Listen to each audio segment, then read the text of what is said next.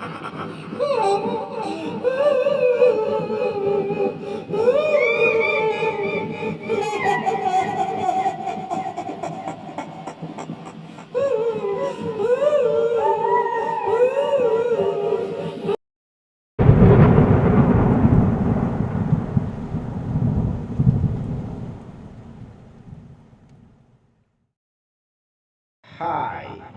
Assalamualaikum. Bertemu lagi kita di dalam kisah-kisah seram. Kisah seram aku kali ini adalah sebuah kisah seram, yaitu kisah warung gaib tepi jalan. Biasanya kalau terjadi tentang kisah-kisah yang seperti ini, biasanya di situ ada perkampungan orang-orang Bunian. Kalau tidak, macam mana warung itu boleh gaib dekat tepi jalan? Sebelum aku meneruskan kisah seram ini, aku mengharapkan kepada anda jangan lupa subscribe, share, like dan juga komen tentang kisah seram yang akan aku kisahkan kepada anda. Semoga anda terhibur dan semoga anda semua berada dalam keadaan sihat, dirahmati oleh Allah, diberikan kesihatan dan dipanjangkan umur, juga dimurahkan rezeki. Semasa anda mendengar kisah seram ini, yang mana yang baik jadikan tauladan, yang buruk buanglah jauh-jauh. Kisah ini terjadi kepada seorang pelajar. Dan kisah ini bukannya terjadi di negara Malaysia, tapi kebanyakan kisah-kisah yang dikirimkan kepadaku kebanyakan adalah kisah-kisah yang berasal daripada negara Indonesia. Ikutilah kisah seram. Saya ini kalau dari kampus lalu pulang larut malam, bukan ada mata kuliah tambahan, melainkan nongkrong-nongkrong enggak jelas untuk refreshing dengan teman-teman. Melihat jam tangan sudah menunjukkan pukul 11.30 malam.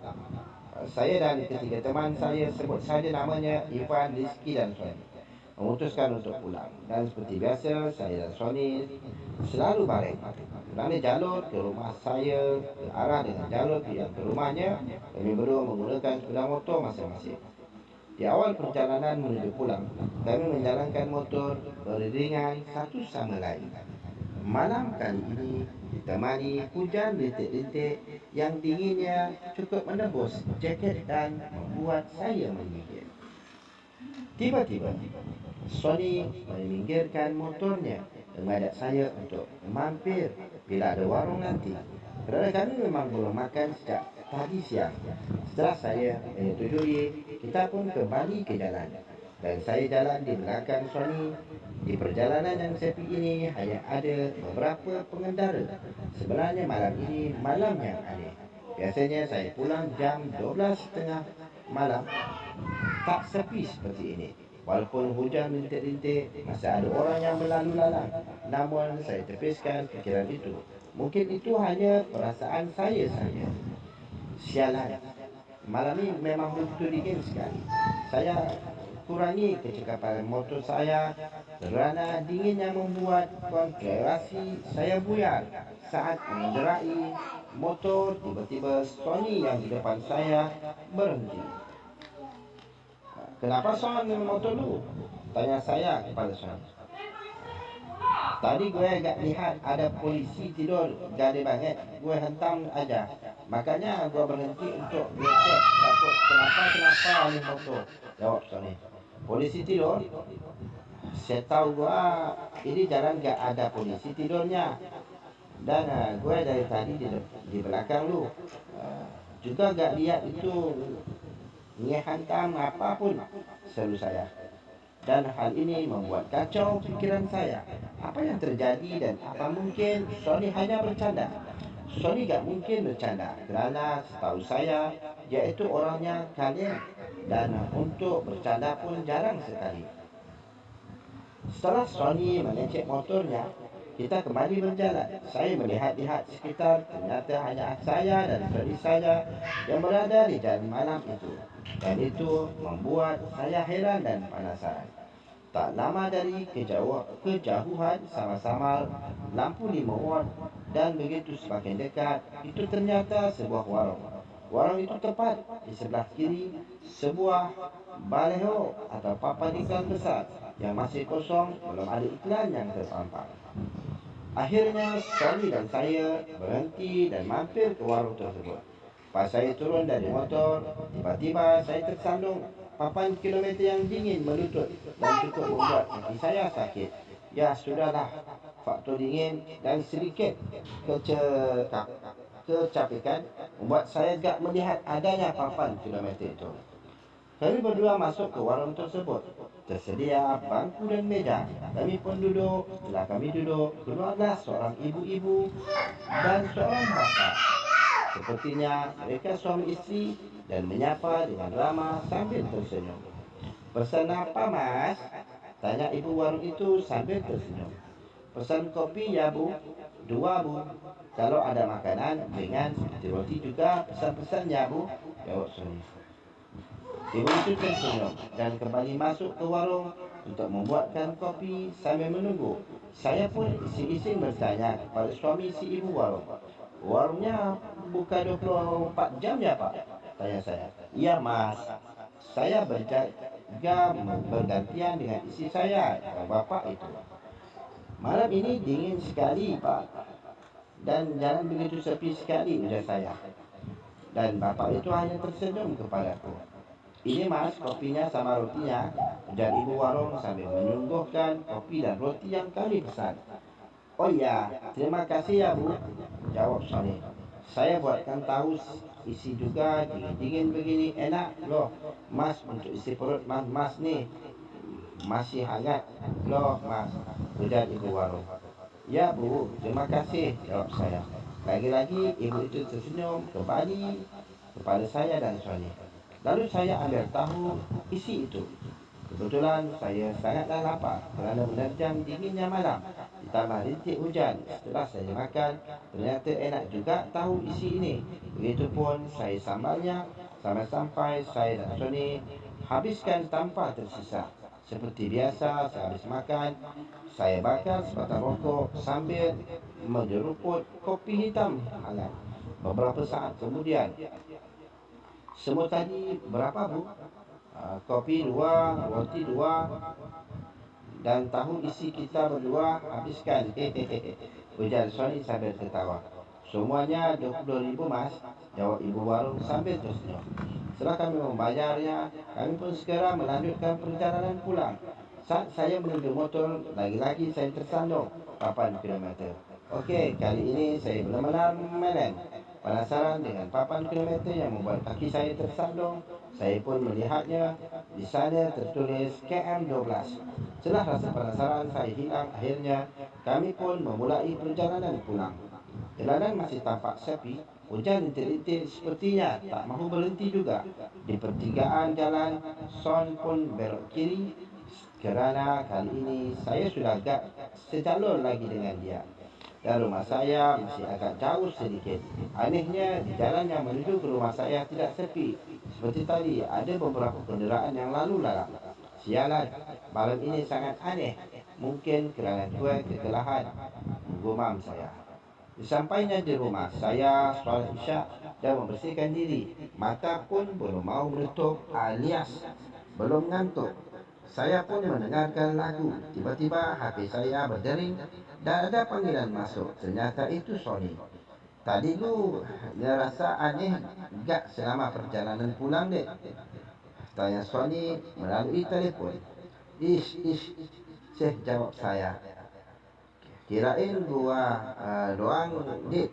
Motor gua pas dicek di rumah ternyata gak ada yang rusak. Padahal tadi gua hentam polisi. Tidur garing banget, cai ujar Sony. Iya, syukur deh Son. Sorry. GW capek banget nih. Gua tutup dulu ya. Besok di kampus saja ngomonginnya. Jawab saya. Oh, okey deh, ujar Sony. Kerana perjalanan tadi membuat saya stres, gak seperti biasanya. Akhirnya saya memutuskan untuk tidur dan menutup telefon dari Sony. Akhirnya saya pun tertidur. Seperti biasa, alam HP saya pukul 5 pagi berdering untuk membangunkan solat subuh. Mata terasa berat untuk melek, namun betapa kagetnya saya kerana terlihat sama-sama bapa dan ibu warung itu sekarang tengah berdiri di sudut kamar saya. Dengan muka pucat dan tanpa berekspresi, sepertinya saya antara sedar dan tidak, atau hanya berhalusinasi saja. Sialan, apaan lagi ni? Saya pun tertidur kembali dan melewatkan solat subuh. Pagi pun menjelang. Jam menunjukkan pukul 7 pagi. Saya pun bergegas untuk berangkat ke kampus. Saya berencana berangkat melewati jalan semalam dan melihat apa benar ada warung di situ. Teringat ada papan iklan besar dan papan kilometer 12 di sana. Akhirnya saya sampai di jalan yang kemarin saya lewati. Ternyata jalan ini tidak sesepi malam hari. Dari kejauhan terlihat papan iklan besar. Setelah saya dekati, di sana juga terdapat papan kilometer yang bertuliskan KM12, yang membuat saya tersandung semalam. Ya, tidak salah lagi. Ini tempat saya dan Tony semalaman ke sebuah warung. Dan betapa kagetnya saya kerana tepat di sebelah kiri papan iklan besar yang masih kosong itu ternyata hanya sebuah kebun kosong yang ditumbuhi rumput ilalang dan semak belukar. Tidak ada satu pun warung di situ. Namun dalam kebun terlihat dari kejauhan ada sebuah rumah kosong yang nampak tua. Rumah itu atapnya sudah runtuh. Sebahagian entah saya berhalusinasi atau tidak. Di sana terlihat sosok perempuan melambaikan tangan dari dalam rumah tua itu. Dengan jelas saya lihat rambutnya panjang, bergaun putih. Wah, itu membuat saya gemetar. Dan saya cepat-cepat start motor untuk segera pergi dari tempat itu. Kerana saya belum sarapan dan gerontaran akibat hal sialan tadi, akhirnya saya berhenti di tempat jualan nasi induk. Bu, nasi induknya satu ya, ujar saya. Ya mas, jawab ibu itu. Jalan sekitar sini pun sangat ramai. Apa mungkin bila malam hari sepi sekali ya? Gemam saya dalam hati. Ini mas, nasi induknya. Ibu itu memberikan nasi induk pesanan saya. Iya, terima kasih bu, jawab saya. Rasa penasaran membuat saya bertanya kepada ibu itu. Bu, apa? Kalau malam jalanan ini sepi sekali, tidak ada kenderaan yang lewat sama sekali, tanya saya. Oh, tidak dik. Kalau malam, di sini lumayan ramai. Apalagi ditambah truk-truk bermuatan yang diperbolehkan jalan di atas jam 10 malam, jawab bu itu. Oh, begitu ya bu, ujar saya. Kenapa mas? Kok mas pucat begitu? Sedang sakit ya? Tanya ibu itu. Dan akhirnya saya pun menceritakan kejadian yang semalam saya dan Sony alami. Dan ibu itu kemudian menjelaskan, dulu di kilometer 12 itu ada sebuah truk yang menabrak warung. Dan warung itu hancur tak terbentuk, menewaskan pemilik warung tersebut, yaitu pasangan suami isteri. Rumah di dalam kebun itu adalah rumah pemilik warung yang tewas itu. Jadi yang mas makan semalam tu hanyalah tipuan mata saja. Mas itu sebenarnya gak makan apa-apa, ungkap ibu itu. Saya sering melewati jalan sini, tapi baru kali saya merasakan hal seperti semalam, ujar saya. Ya, kemana-mana. Oh, banyakin doa ya mas, timpal ibu itu. Setelah mendengar penjelasan ibu warung itu, saya pun rasanya ingin pingsan. Berarti penampakan di kamar saya tadi pagi itu bukan halusinasi saja, melainkan penampakan hantu pemilik warung itu. Akhirnya saya tidak memberitahukan hal ini ke Sony. Saya takut dia jadi trauma akan hal ini. Itulah kisah seram yang dapat aku kongsikan kepada anda. Semoga anda semua terhibur dengan kisah seram ini. Semoga kita bertemu lagi dalam kisah-kisah seram yang akan aku kisahkan kepada anda. Selamat berjumpa lagi dan bye.